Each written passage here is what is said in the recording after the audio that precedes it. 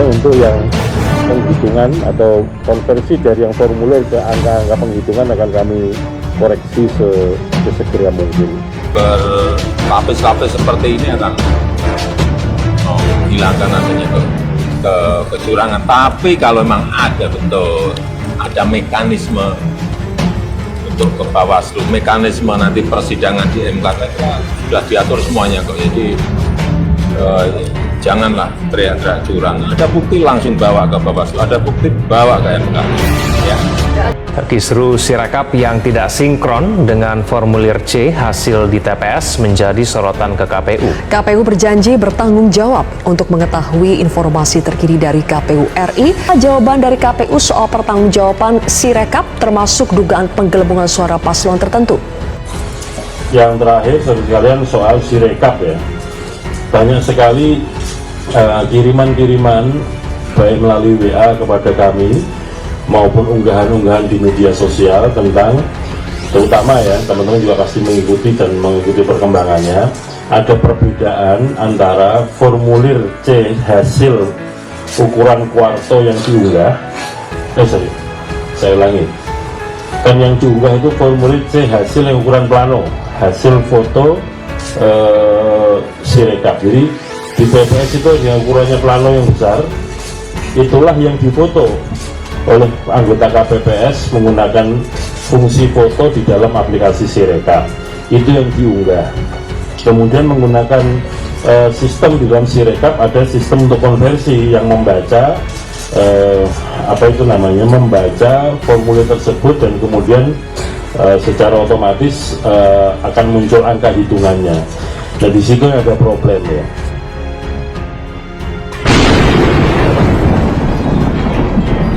Mungkin salah input atau juga pembacaannya juga bermasalah. Namun harus kami sampaikan bahwa Sirekap adalah bukan penentu terhadap rekapitulasi. Penentunya tetap menurut Undang-Undang 7 tahun 2017 adalah manual rekapitulasi. Jadi bukan Sirekap. Sirekap alat bantu. Mas Roy, apa yang terjadi di aplikasi Sirekap milik KPU ini akhirnya berujung panjang, mendapat sorotan tidak hanya dari petugas di lapangan tapi juga warganet di media sosial. Sebenarnya biang keroknya di mana secara teknis? Ya, sangat panjang dan saya tidak menakut-nakuti, tapi ini berbahaya. Berbahaya karena apa? Hasil dari Sirekap ini ditunggu-tunggu oleh seluruh rakyat Indonesia. 278 juta rakyat Indonesia yang sebagian besar ikut, kecuali yang belum masuk umur ya, dalam DPT itu kan tergantung pada hasil Sirekap ini. Meskipun nanti hasilnya yang dipakai adalah hasil manual, tetapi sekarang kita tidak ada acuan untuk bisa melihat itu. Jadi awalnya di mana? Awalnya adalah karena Sirekap ini, saya katakan kemarin dalam 2 tulisan saya, ini tidak proper atau tidak ada uji publik dan uji teknis sebelum pelaksanaan. Padahal ini digunakan di 38 provinsi. Kita tidak ada yang pernah mendengar sistem ini ditender kapan, siapa pembuatnya, perusahaan apa namanya, kemudian dia itu masuk kualifikasi. Tahu-tahu Januari kemarin bisa diunduh melalui Android. Dan ketika diunduh itu, saya juga pertanyakan sertifikasinya, ternyata sertifikasinya hanya dari Kementerian Kominfo saja. Kan harusnya ada lah, banyak punya peneliti-peneliti ahli profesor dari BRIN misalnya. Kita punya badan research, itu yang harusnya meneliti dulu Mas. Jadi kalau tadi dikatakan oleh KPU, Hasyim Asyari barusan ya, ada lebih dari 2000 sekian bermasalah, itu sudah pelanggaran.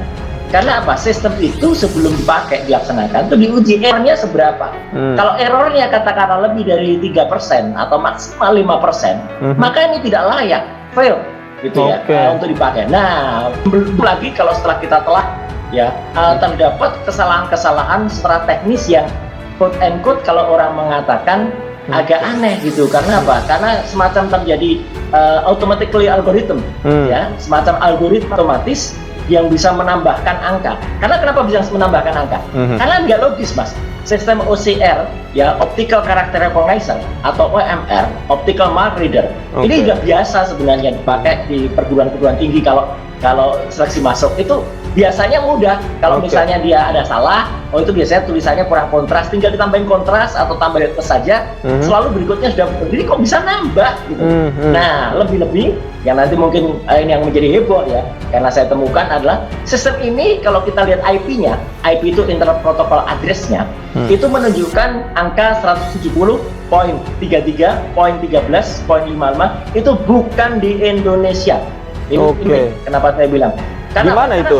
Karena kita punya undang-undang Perlindungan Data Pribadi nomor 27 tahun 2022 yang lalu itu mempersyaratkan kalau ada objek-objek vital dan kemudian data penting negara harus simpan di server dalam negeri. 170.33.13.55 ini di Allium Computing Co Limited itu di Singapura dan dimiliki oleh perusahaan Chinese namanya Zhejiang Taobao Network.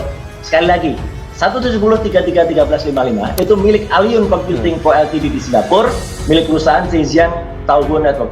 Apa ada hubungan apa gitu loh perusahaan ini dipakai oleh oleh Indonesia, karena ini termasuk dalam grup Alibaba.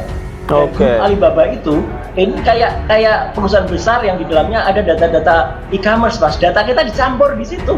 Ini artinya tidak ada jaminan keamanan data yang masuk ke Sirekap dong kalau kayak gitu. Nah, itulah makanya saya sih tidak mau seudon ya.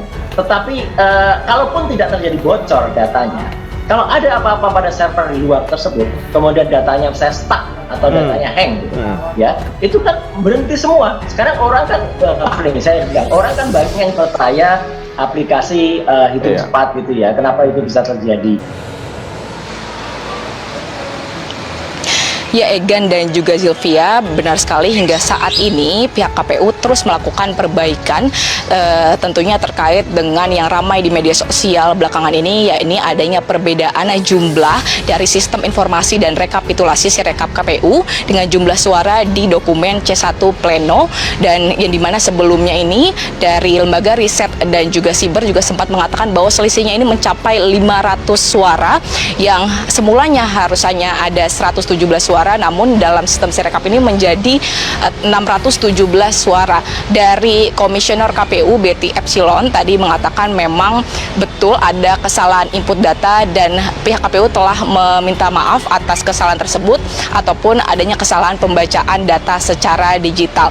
Di samping itu, ia mengingatkan masyarakat harus ada hal yang menjadi perhatian, yakni Sirekap ini tidak dapat dijadikan acuan pertama lantaran Sirekap hanya dijadikan alat bantu dari penghitungan. Di samping itu, terkait dengan penggelembungan atau dugaan penggelembungan suara ini, dari Betty juga mengatakan akan bertanggung jawab dan siap untuk melakukan penelusuran lebih lanjut atau pendalaman lebih lanjut terkait dengan penggelembungan jumlah suara terhadap paslon tertentu.